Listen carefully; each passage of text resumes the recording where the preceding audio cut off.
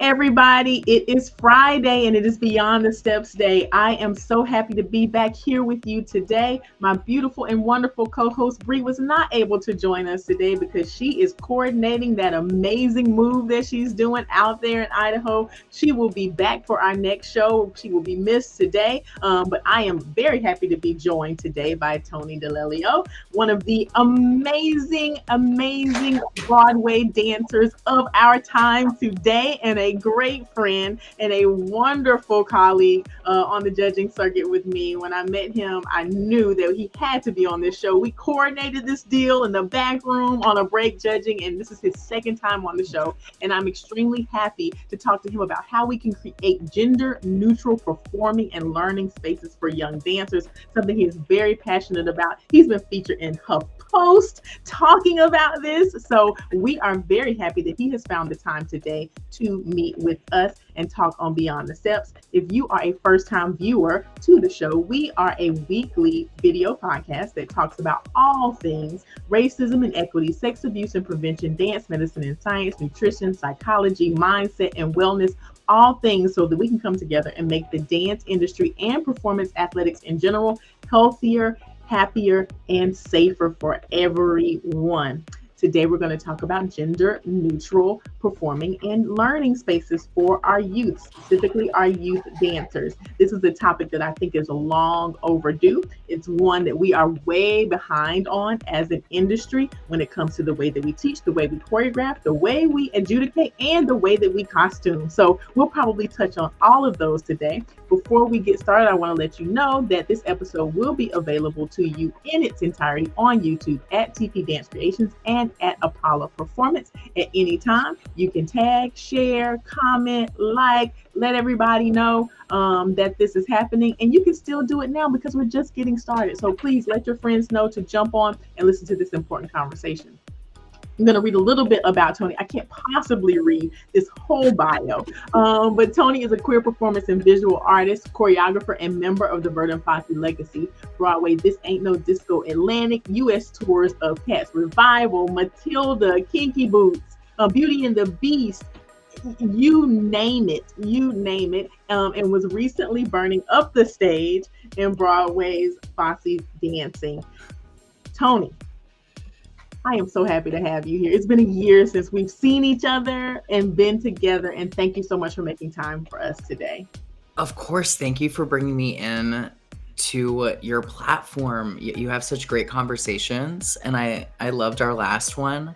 Last time we talked, I was doing the first iteration of Dancin', the Fosse show out in California. So it's cool. So much has happened since then. So it's really cool to, revisit this. Yes, absolutely. So you were recently, like I mentioned before, featured in the HuffPost article where you talked about the freedom of Fosse's gender neutral choreography, the way it's not necessarily assigned. It's assigned to a body, not necessarily a gender. So can you talk a little bit about what that means and what that freedom has afforded you as a member of the cast?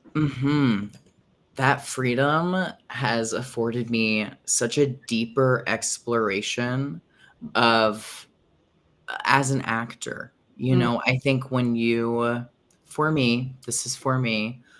the assignment was growing up, the seed of all of this and what got this going for me was just that direction of dance like a boy. Full stop. And it ended there.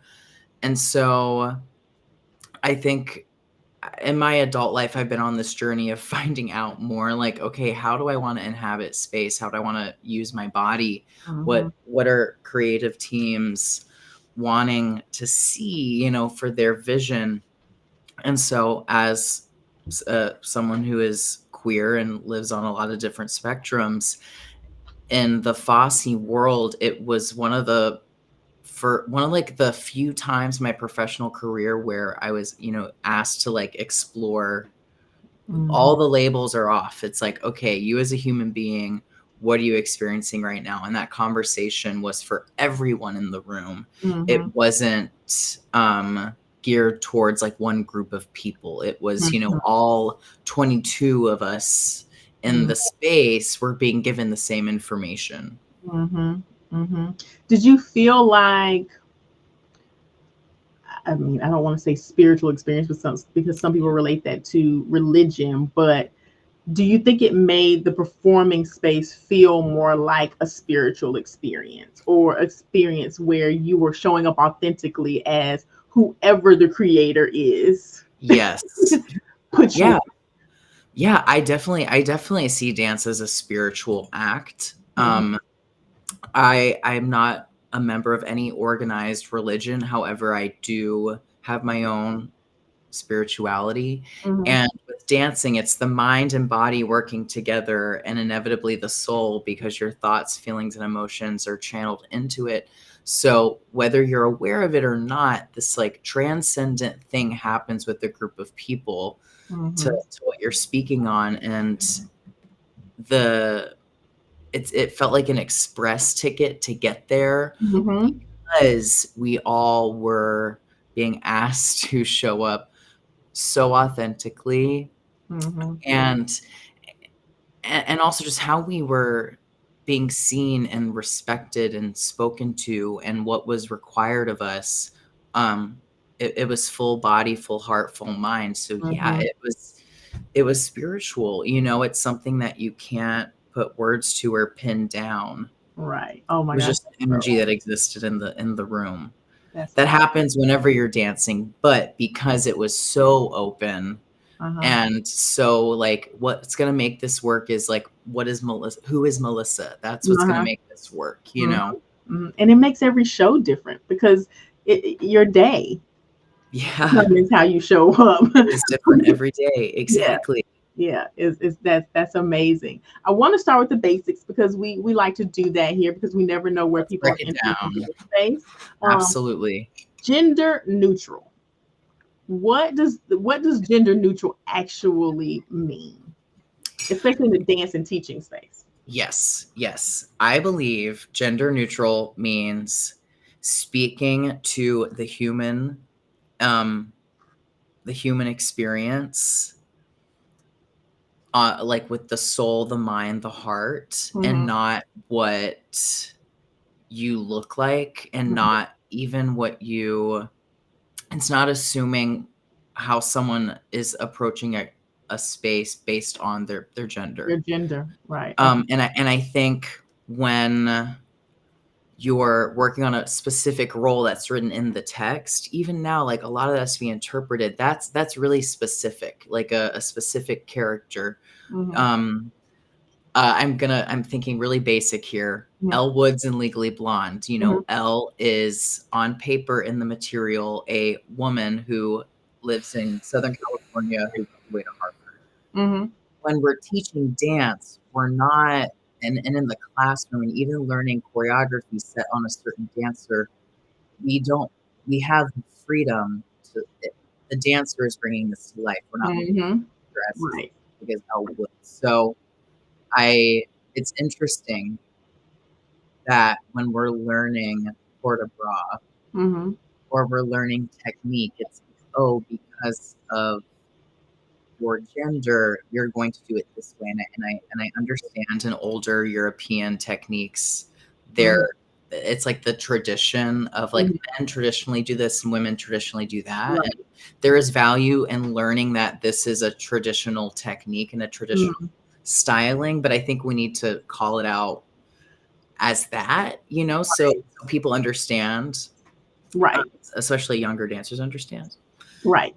Yeah. Yeah. I totally, and I think that we can make some strides in that way in realizing that that is a traditional technique, and a lot of those traditional techniques and those norms were established based on a misogynistic, paternalistic society that women shouldn't do it this way because fill in blank. Yes, To why exactly. women should not, or why men should. And that's not necessarily where we want to continue to move. Exactly. You know what? I just had a new thought generating hearing you say it and word it that way. As society has progressed, like, these techniques have existed for centuries. Hmm. As society has progressed, and let's look at women as a group of people have gained more autonomy and equality in our society, inside of the dance studio, we like almost, it's almost, and looking at in like traditional European ballet techniques, it's almost upheld as like, oh well, this is integral to the work. The women do this and the men do that because we are honoring this technique as if it is a Bible, you know, and we're doing these things, but we're just dancing in here. However, with these younger minds, if they're in a space and it's, well, the girls do this, end of story, and then we're expecting them to then go out into the real world, and it's like, oh, but still, now you can advocate for what you need and want. Now you can say, I want to try that jump. It's, I think in teaching those traditional roles, I do think there's a responsibility of like, this is a traditional dance, the way you would learn something like from a really specific culture and want to honor where that came from. Right. Yes. Yes. Exactly. Like we can still honor that. We don't have to discard it. We can honor, but also it has a place for realizing what it actually is. That is not a rule. That is a style, or that's a tradition. Yes. So, what are some of the ways that you think, and you've been teaching a lot back in the classroom, a lot more now? What are some of the ways that you think that we are perpetuating these gender norms unnecessarily without even realizing it, just because of tradition? Like one thing that comes to mind immediately for me is dress code. Like, okay, you as a girl must wear your pink leotard, your black leotard, and your pink tights. You as a male must wear your white t-shirt and your black, your black legging or your black tight. Yes. That's the first thing that comes to mind. But what about even choreography wise? Like how do we perpetuate that? You don't even realize. Yeah. In regards to how people dress their bodies, I love fashion. It's never something for me. If I'm making a comment on it, it's a compliment, because it's like, yes, I love that skirt. I love that top. It's just, it's the uplifting, I've experienced it growing up, and different, like a guest teacher would come in, and just like the comments on, and like kind of like the digs at like what you're wearing and how you present yourself kind of stays with you, especially if it's someone in a position of power. You're like already taking what they say really seriously. So I think now, being in this position, I love complimenting people's outfits even on the street. I think it goes a long way, to say I see you. But I think in the classroom, when it comes to wordage and verbology, to like describe things in the same way you would compliment an outfit, in like strength, power, instead of leaning towards the like sexualization of movement, Right. Or even telling like a kid, like, have a sassy attitude. What I know from acting is there is a way to get that kind of a performance, what we would call like sassy or whatever. There's more, and we can dive into it, but I want us to like think more creatively as teachers, and how can we inspire them to perform that, not from a place of like, can you just do this stereotypical thing? Right. Right. I know in our last conversation, you really inspired me and really gave me a different perspective when you talked about using things from nature to make descriptions around things, like move like a certain animal, a cat, a bear, a tiger, versus move like a girl or a boy or a woman, or those types of things, making those types of correlations. Being soft and delicate, maybe willowy, or like a tree, like a leaf, like those types of things. Do you find that those things tend to work for you, and do the students make the connection? It's the question. They Okay. do, because you're letting them build something within themselves, and they're not comparing themselves to an idea of a man, a woman, even even, referencing a performer like Beyonce, these kids kinda, Mhm. like, they disengage, and they have this sour Mhm. look on their face. Maybe it's because their parents like her and they don't. But I Mhm. think on the deeper level, what that is like, I'm my own person, Mhm. and what used to inspire me and my friends, we would love to emulate people, but that worked for us 10 years ago, and if it's not gonna get my students engaging, then I won't use it. And Uh-huh. so what I find is using things like elements from nature or doing viewpoint work, like add tension or like you're wringing a towel. They're Mhm. able to use their own imagination and build something new in their minds. Therefore, it's just so much more real that they can grab onto Mhm. instead of placing this like comparative, like, be like This this. right. This thing, this Yeah. person, this gender Yeah, within which a framework. okay. Yeah, which it ends up and you can get a really talented kid who knows how to do that, but then they're just replicating something, and it Uh-huh. gets really performative, and it's not out of their own imagination. Mhm. And I've learned that even just within myself as a performer. Mhm. I'm like, "Oh, that didn't feel good. I was trying to be something I'm not," and yeah. It didn't come off well. Now, I mean, I think that also lends itself to a wider variety of choreography too. Like if you are constantly telling somebody to be like Beyonce, then you're gonna apply Beyonce to everything that you do. That can't Yes. possibly be. I love Beyonce, don't get me wrong. If I could be Beyonce, I totally would. But I'm sure sitting in my kitchen cooking dinner is probably not where Beyonce should show up. Same thing with choreography. Like you want to you Yes. want to be more versatile, and if you assign it to a person or thing, then you constantly get that lens versus being able to have a different lens every time.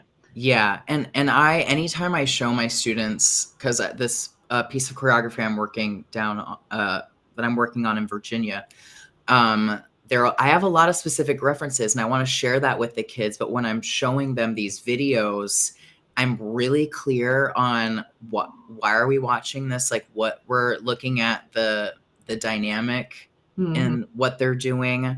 We're not copying them, but I want us to get inspired Mm-hmm. by, what are we picking up on here? What's the difference between this performer and that performer? And Mm-hmm. how can we excavate it in like a research way? Mm-hmm. Um, Again, just anything to plant seeds in their minds Mm-hmm. as an individual.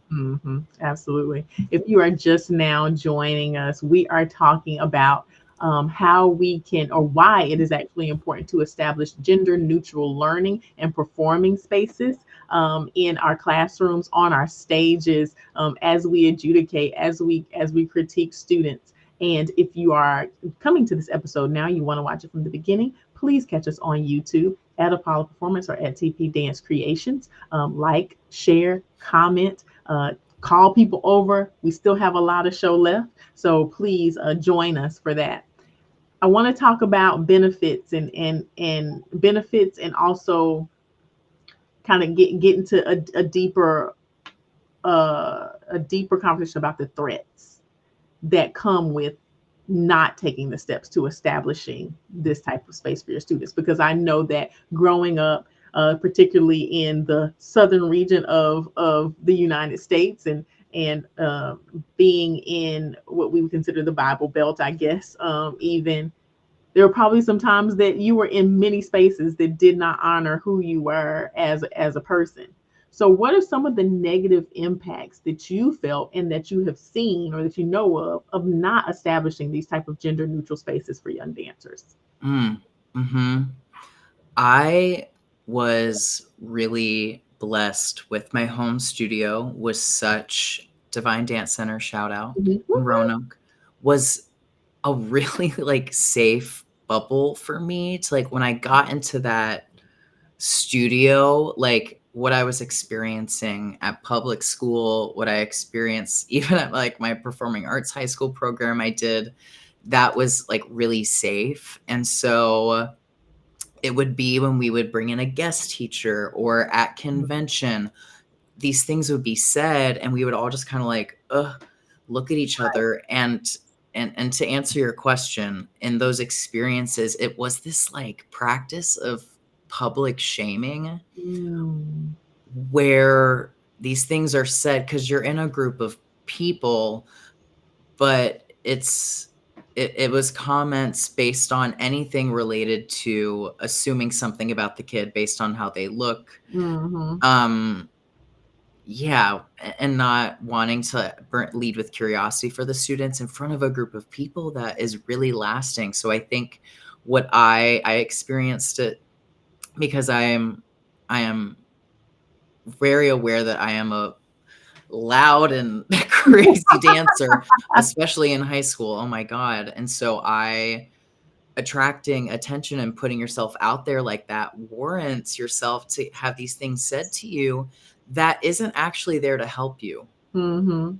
And when the public shaming happens, I think the real hurt is that it could really shut someone down who does put themselves out there. Mhm. I am resilient as hell and like none of it would knock me, but I would see like my friends who had like who would love to perform, who would make really bold choices over time get watered down to this like just neutral place of just doing what they're told. Mhm. Just as a way to preserve yourself. Yeah. And that, I would have to imagine that that spills over into other parts of life. Like as you make yourself smaller and you learn that that's what you do, you probably do it in school and you probably do it in relationships and you probably do it in employment situations where you've learned this strategy of don't be yourself so that you don't get publicly shamed. Yes. That Yes. that has to be hard, Mhm. especially in formative years, to be able to do that, to be able to undo it when you learn that that's not how you should be. Like think about when you get older and you're like, wait, that was public shaming. That shouldn't have happened to me, and having to undo it. Imagine having a kid Yes. that didn't have to undo it. What if you lived life like that Mhm. whole life? I know. I mean, the power that dance, like learning, growing up in theater and dance, the power it has to make you confident in public speaking, working as a team player, Mhm. understanding leadership, collaboration, that can also work in the other direction. So, like, as Mhm. educators, there's a responsibility there to like really keep cultivating this like all the good things that dance can give you because it's a vulnerable environment for a young kid, Mhm. especially kids today getting off of they're not on the internet, it's a real life thing, so that time matters Mhm. Yeah, so absolutely. much outside of like learning steps and training and technique. Hmm. So I know that you practice this in your teaching practice. You go to different studios. You've been to many studios before. Do you ever get pushback? Is it ever, or have you, or do you know of any colleagues who have ever talked about having a studio owner or a parent that these are boys, you teach them like boys. These are girls, you teach them Mhm. like girls, and getting pushback with that. No. Oh, I awesome. Because it's foolproof. It's like pushback for what? Like I'm not even walking in and naming it and being like, "And I'm gonna make this a gender neutral space." It's like Right. the girls I was surrounded by and even in the professional world, women are given and this is branched off the dance like a boy thing. Uh-huh. Women are given, and push down this muscle, engage this thing, this is how Mhm. you bevel. Like it's given this whole anatomy breakdown. Well, and then with guys, it's like just be dance like a guy. It's like, okay, well, I will break down every muscle that is engaging themselves right now. And the byproduct is this traditional Strong. masculine strong that Mhm. anyone can do. But there's no pushback because I'm just making all of my students are seen. Everyone, you know, we're going to have a good time. And I will make sure that you have put something in your pocket as an artist, a performer, and a technician. Mhm. Learn one of those things, I've done my job. The Mhm. only pushback I've ever gotten was I was just telling them they were like, don't say when you're in the professional world or when you're a professional dancer, because that is like putting pressure on them. Like some of them want to be nurses and doctors and stuff, and don't relate it to like, well, in the professional world. And it out of context, it sounds like I was like with the cane, like when you're a pro kid, it's gonna be like this. But I was just sincerely, from my perspective, just trying to encourage them, like planting seeds now will benefit you later. So Mhm. you don't, it's not a shock. Mhm. So I what I got from that was I was making assumptions that everyone wanted to pursue this professionally and that some kids could, disengage where they're like, but I want to learn right now. And Mhm. I'm not dancing after high school. So I understand. I Mhm. understand. So now anytime I am trying to get my students to understand something about planting seeds for the future, I always bring it back that the skills you learn in the dance studio Are you can take transferable. with you everywhere. Yep, they are totally, totally, totally transferable. And I think that that's a really good point that you just made about you don't necessarily make a declaration. It's not, and I think that when we talk about specifically gender equity and inclusion and gender neutrality, a lot of people feel like in order, and I mean, even in the racism space and that type Mm, of sexism, people think I have to wear a shirt that says I am an ally and I yeah. am in this space gender neutral, and that's not what you it's the behavior, not the declaration, because oftentimes the declaration precedes the behavior and the behavior never actually happens. I would much rather you have the behavior Yep. and make the declaration and do absolutely nothing. Yes. Yes. I mean, if you lead with the behavior when there's positive change that you see in your students, then parents have no, I'm going to say no. That's a generalization. They have no choice but to say, this has been a better experience for my child versus leading with a declaration and getting pushback about it Yes. first. Like, show them. Put the proof is in the pudding. So I love that idea of not necessarily making a declaration, but making the change in behavior and letting it be proof for itself. Yes. Yes, Actions speak so loudly. louder than words all the time. If you are just now joining us, this is Beyond the Steps. I am Melissa McDaniel Grisham, missing my co host Bree Zabrowski today, but she will be back soon. But I'm very happy to be here with my friend Tony DeLelio talking about how we can better have gender neutral performance and learning spaces and how to make them better for our students. If you would like to watch this episode from the beginning, please go to YouTube at Apollo Performance or at TP Dance Creations and catch it from the beginning. Let your friends know, comment, let us know what you think, and we'll love to hear your opinion. I want to get to homework, Tony, because we give homework every single week to everybody. Because, like you said, actions speak louder than words. We want to make sure that we give every viewer one action that they can take between now and our next show, which is 7 days from now, to make progress in this area. So, what would be your homework for us today? I would say, inspired by that story we were talking about, like getting publicly shamed, Mm-hmm. the homework is like publicly compliment someone, Mm-hmm. publicly uplift somebody, because I think, and let it come from a real place, and uplift someone that really communicates, I see you. I see Mm-hmm. you beyond what your hair looks like, what your outfit is, how you're presenting. Like I see you, and right now we're talking about the educational dance space. Mm-hmm.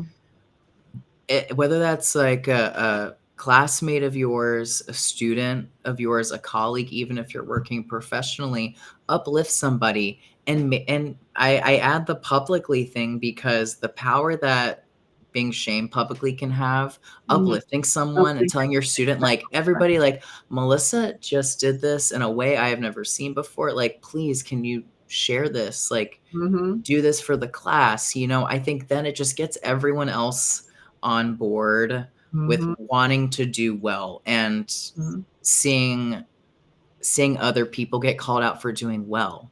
you know, because I think it's understood we're in the classroom in rehearsal. How are we going to be better? Growth mindset. What's the note? What's the critique? And Mm-hmm. to stop and have that moment of like celebrating someone who is doing something really well, I find goes a really long way. Yeah. Yeah, absolutely. I love that. It works in the reverse, just like it works the negative, it can work for the positive. So I absolutely love that. Go ahead, make it an intentional practice in your classes moving forward over the next week, to really make that positive uplift with your students in there. We also have homework, like we do every single week, is to take the steps initiative. It is a course that is available for free, free, free, at Apollo Performance. The link is there on the screen for you. It's modules that give you helpful information on racism and equity, sex abuse prevention, psychology, mindset, gender equity, dance, medicine, and science, and all of those things in between. It is free. It's not everything you need, but it's definitely a great start. Tony, how can our guests get in touch with you and follow you and see what you're doing? Yeah. So my Instagram, I share so much there, like whether it's projects or upcoming performances and classes. It's just my name, Tony DeLelio at Instagram. And then my link tree has the links to all the fun stuff. I Mm-hmm. got a lot of different media streaming platforms. It's just Linktree/Tony DeLelio. And it's all there. There's even an email button.